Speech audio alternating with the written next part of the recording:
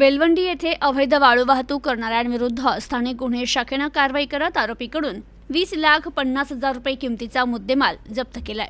अहिल्यानगरचे जिल्हा पोलीस अधीक्षक राकेश ओला यांनी दिलेल्या आदेशानुसार स्थानिक गुन्हे शाखेचे पोलीस निरीक्षक दिनेश आहेर यांनी स्थानिक गुन्हे शाखा आणि तपास पथकातील पोलीस अंमलदारांचं पथक तयार करत अवैध वाळू वाहतुकीविरुद्ध कारवाई करण्याकामी रवाना केलं।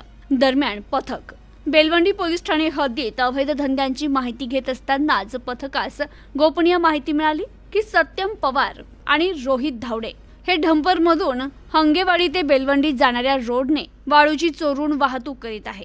मिळालेल्या माहितीवरून पथक पिसोरा गावच्या शिवारात हंगेवाडी ते बेलवंडी जाणाऱ्या रोडवर सापळा लावून थांबले असता 2 डंपर येत असल्याने पथकाने त्यांना थांबवण्याचा इशारा केला असता एक डंपर चालकांना डंपर न थांबवता निघून गेला।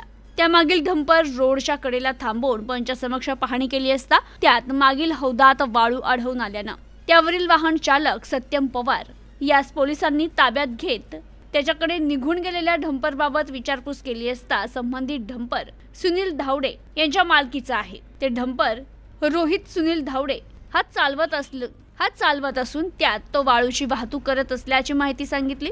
तर ताब्यातील आरोपीकडून 20 लाख रुपये किमतीचा विना क्रमांकाचा महिंद्रा कंपनीचा डंपर आणि 50,000 रुपये किमतीची वाळू असा एकूण 20,50,000 रुपये किमतीचा मुद्देमाल जप्त करण्यात आलाय।